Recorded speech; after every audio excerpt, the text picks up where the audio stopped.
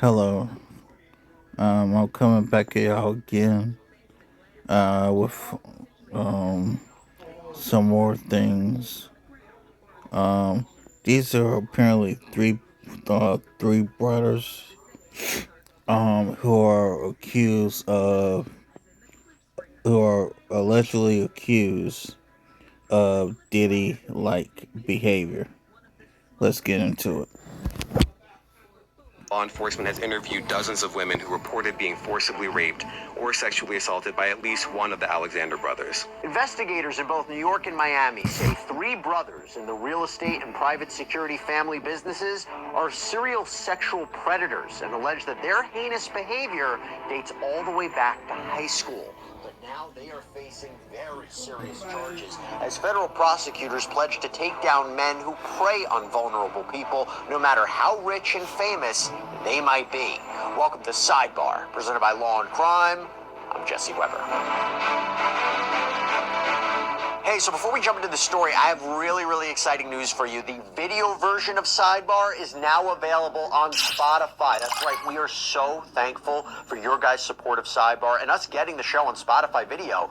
It is truly due to how loyal this audience is, so thank you so much. And yes, you can now watch and listen on the go, from Diddy to the United Healthcare murder updates to crazy court moments. It is all on Spotify now. So right now, you can scan the QR code on screen or click the link in the description to follow Sidebar on Spotify. The Alexander brothers. If you're in the New York City scene, strong chance you know who these guys are. Now, if you're not, I'm going to lay it out for you because they are part of the who's who of the real estate business. They specialize in ultra high-end properties in the New York City and Miami areas. I am talking palatial homes, these penthouse condos that cost millions and millions of dollars. But prosecutors in both New York and Florida have now accused these brothers of using the fruits of their labor to fund a sex trafficking scheme. And they allege that the brothers have been sexually violent with women for more than 20 years. So when you think about this, between Jeffrey Epstein, R. Kelly, Sean Combs, Mike Jeffries, sex trafficking charges against wealthy, high-profile individuals have become more and more common over the past few years. And I've said it before, I'll say it again. Why you're seeing wealthy, high-profile individuals being targeted with these charges is because you have to think a sex trafficking scheme, the ability to maybe transport people for the purposes of illegal sexual activity. Translation: what Jesse Weber is saying is, anytime you fly a woman out, that can be considered sex trafficking, which means quit flying women out. You have to be somewhat well. Sorry about this ad. Of illegal sexual activity, you have to be somewhat wealthy and have the resources and the power and the influence to do these kinds of things. Something to think about. Now, okay, so here are the men believed to be involved in these brutal acts of sexual assault. We're talking about Orrin Alexander, as well as his twin brother, Alon Alexander. Tal Alexander is their older brother, and there is a fourth man who has now been brought up on charges in Florida. We'll talk about these state charges. But this fourth man has been identified as Ohad Fisherman, who Miami prosecutors identified as their cousin, but his lawyer actually denies that he's a cousin. We'll get into that in just a minute, but let's talk about the brothers. So Orrin and Tal are the founders of this ritzy real estate firm called Official. They have offices in Manhattan and Miami Beach, according to the company's website, which now appears to have been taken down. Now, Alon, Orrin's twin, works at the family's private security firm, and Ohad Fisherman is also a real estate broker who has his own company. So between them, the three brothers have reportedly made millions of dollars over the years. And authorities in at least 2 states say that the men use that money to fund luxury vacations, which they invited women to join them on with the express intention of sexually assaulting them. So there are actually 2 joint investigations going on here, 2 cases, one in federal court, one in state court. Miami-Dade County prosecutors have filed charges against the twins Be right back. and their cousin, or this fourth man, Ohad, but again, maybe not really a cousin. Federal prosecutors, though, have filed charges against all 3 brothers. But actually, I'll say today, the twin brothers, Orrin and Alon, appeared in Miami court today to face those state charges, and they entered not guilty pleas. Take a look. So based on the written plea not guilty, the demand for discovery, you're arraigned today, that's for the purpose of the appeal. Judge, that should be in all cases, just for the record. Warren Alexander has 3 cases pending. It's F24-25503A, F24-25504, and F24-25507. The state has filed felony information on all 3 cases. And we have the charge in the arrest warrant is the same charge as the information. Yes, correct. And then Alon Alexander is charged in F24-25503B as the co-defendant with Mr. Oren Alexander and a third co-defendant who has not yet been apprehended. And Oren and Alon also each secured bonds of $3 million and $2 million respectively. And it's interesting arrangement here because that comes with their bail packages. Those bonds are being secured by their father's estate in Bal Harbor.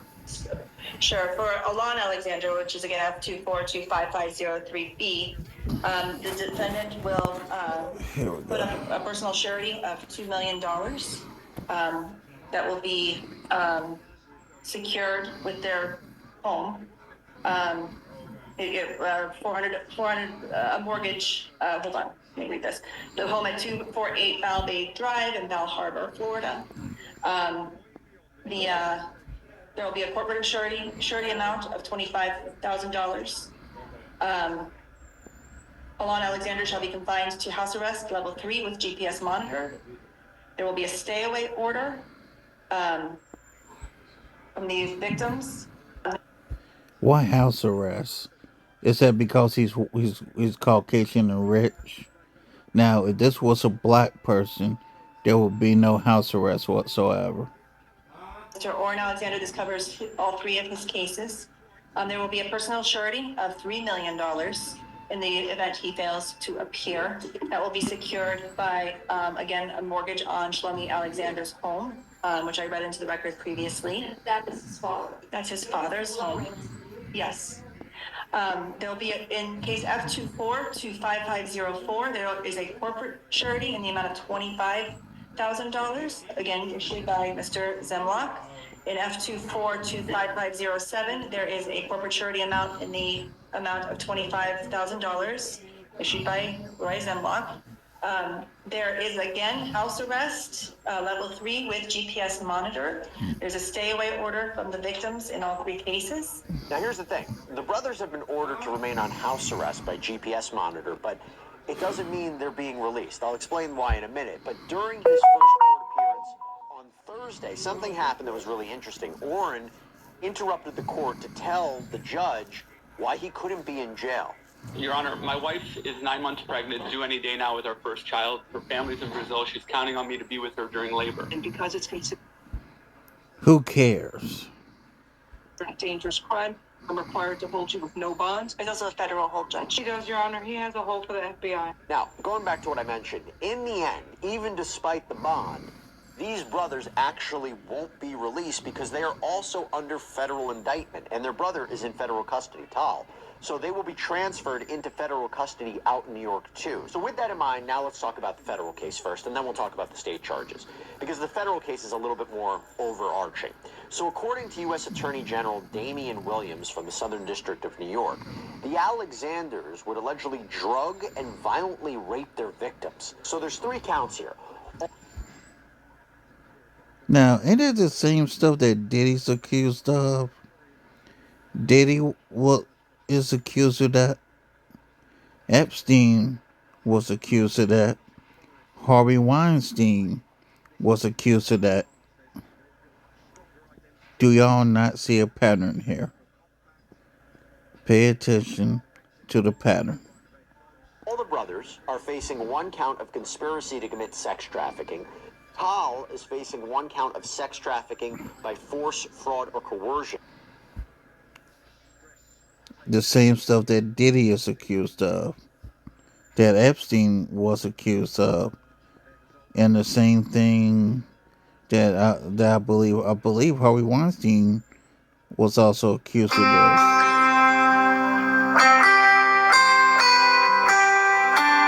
Sorry about that. Let's continue. On his own, but then he also shares another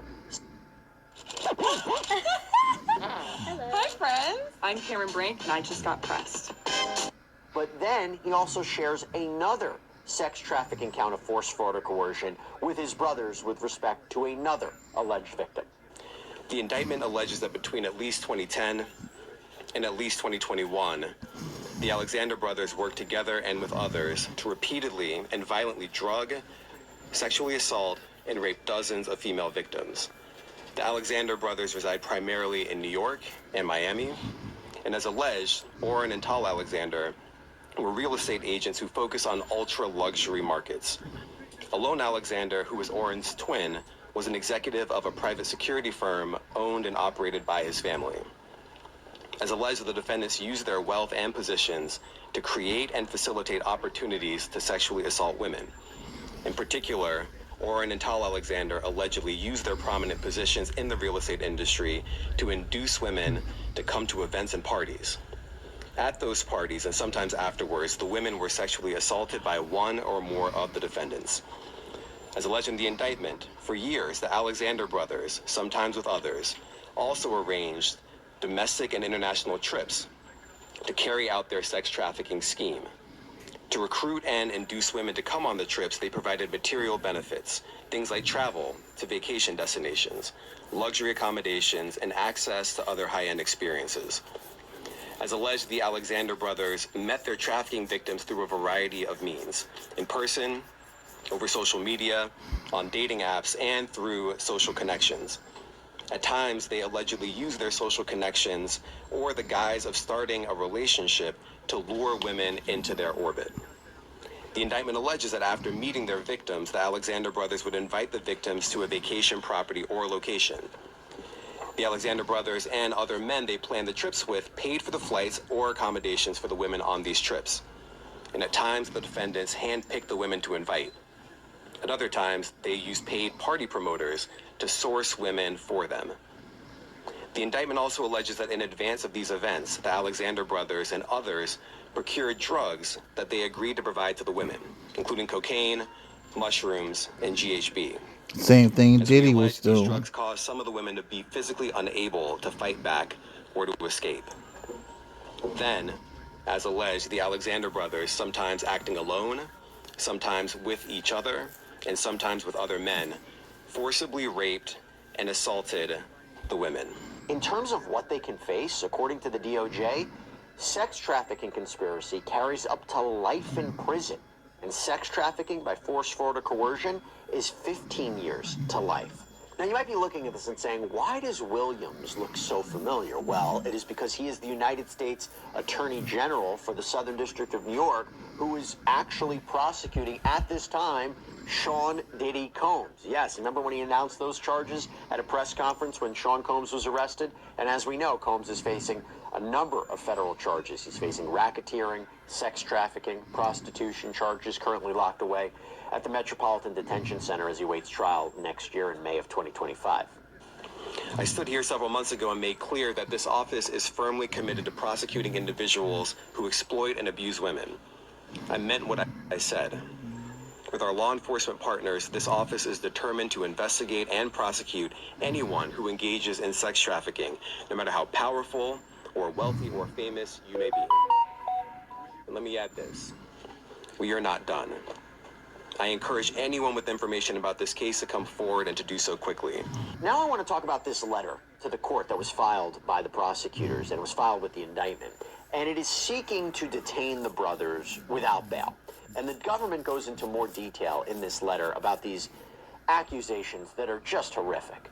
So it reads, evidence from the investigation, including multiple victim and witness accounts, shows that the Alexander brothers began engaging in acts of sexual violence, including gang rapes, while still in high school in Miami, Florida. So first of all, it just tells you how intensive this investigation was and how expansive it was. This is not something that seemed to have been filed or investigated in a month. This looks like it was going on for quite some time. It goes on to say the government has interviewed multiple women who report being raped by at least one of the Alexander brothers in high school in the early 2000s, including victims who were raped by groups of boys, including the Alexander brothers. Several of these victims were given alcohol by one of the defendants or other individuals who participated in the sexual assaults.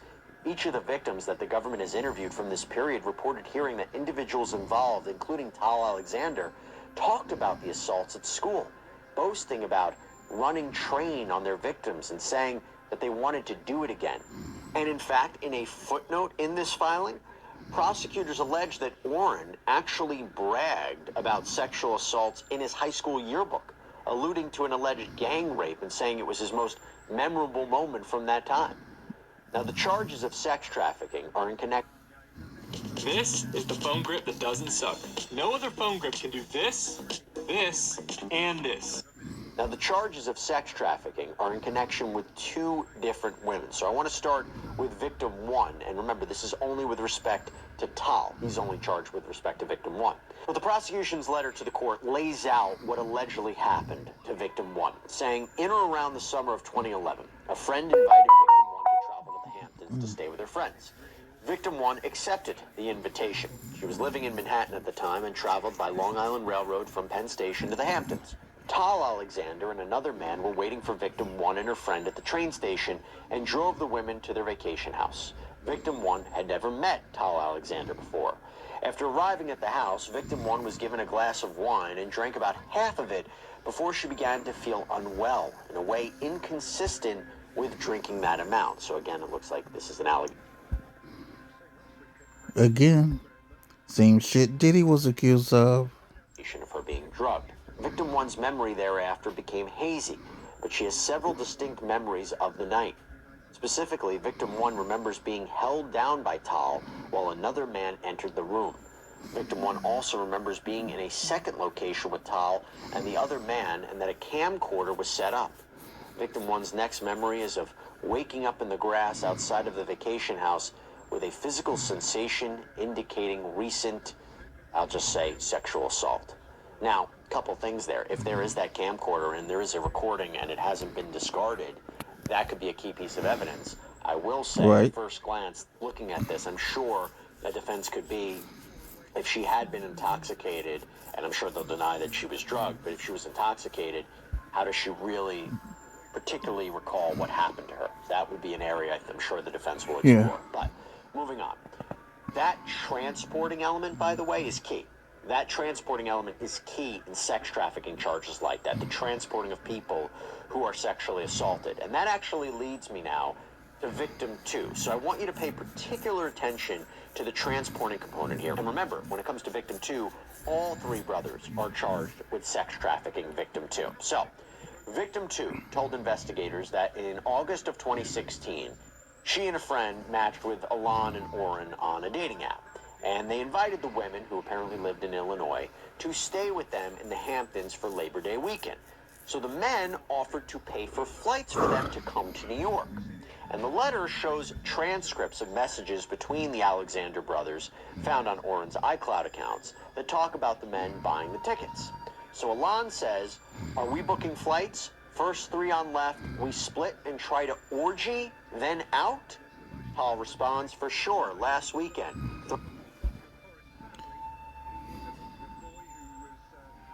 Same stuff Diddy was accused of. And again, fellas, do not fly women out.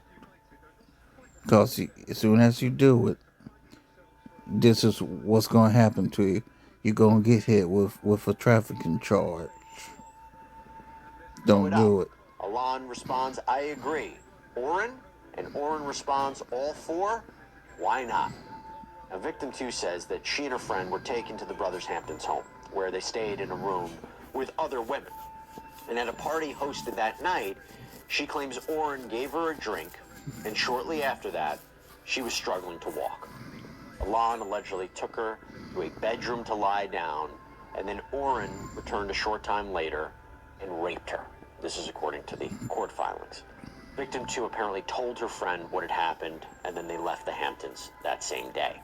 Now, according to the filing, it says, quote, the evidence in this case also establishes that the defendants planned and paid for trips involving the interstate and international transportation of women on multiple other occasions. Again, the sex trafficking component. This evidence includes electronic communications, including from the defendants' own accounts. In one example, from October 2016, just weeks after the Alexander brothers sex trafficked and raped victim 2, they, along with a number of other individuals, arranged to transport multiple women to Tulum. And the filing, again, showed this transcript of messages, this time reportedly from WhatsApp. And that included, in this conversation, another person only identified as male 1. So they discuss whether they want to find women themselves to invite in the trip, or if they want to use party promoters to provide them with girls. And they also discuss the drugs that they want to have with them, including X, likely referring to ecstasy, and G, likely referring to GHB, a well-known date rape drug. So Alon says in this conversation, I think we should all bring chicks and not rely on promoters since we never met the girls. We need fun girls with good attitude. I'm sure we all met many recently this summer. Male 2, again, not being identified. I know you know some winners. Also, by the way, I have to say it's interesting that male 2 is not being identified. Could possibly be a cooperating witness for the government, and that is why we don't know who this person is and why they're not being indicted alongside the brothers. And by the way, that also applies to male 1. So later on in a conversation, male 1 says, I just need to handle drugs. Tal responds, yes, male 1. I don't want X around too much. Nothing gets done with that. Coke. So, not only are they admitting drug use, they're also admitting to find the girls out and all that stuff. They're screwed. Rooms and G. Then, a few days after that, Tal allegedly asks the chat, photographers, drugs? Male 1 responds, all getting worked on. Oren says, are all girls getting shipped out on Sunday? Male 1, yeah. Now the men also... How in the world a defense lawyer is even going to attempt to defend that? How? use terms from the business world when talking about women. For example, Oren says, just trying to make sure I get max returns was going to come for that Sunday night tax and make sure all girls make quota. Oren also allegedly said, no free rides under my watch. That's more than most of us have ever spent on girls. Just want to make sure we get a good ROI. ROI stands for return on investment. Now, the government also alleges that if women complained about their treatment or tried to report assaults, they were targeted. The letter reads, in March 2024, multiple lawsuits alleging sexual misconduct and assault against the Alexander brothers were publicly reported. In response to the public accusations, Alon Alexander began compiling files on each publicly identified victim and several who had not made public accusations as part of an apparent attempt to discredit their accusers. The government's investigation of the defendant's obstructive conduct is ongoing. When the men were accused in those lawsuits, this was reported in the real estate community. In fact, it was reported in the real estate news site, The Real Deal, and that was sensational news in the realty world. But now that the men face arrest, detention, criminal charges at the state and federal level, their names are being splashed across headlines worldwide.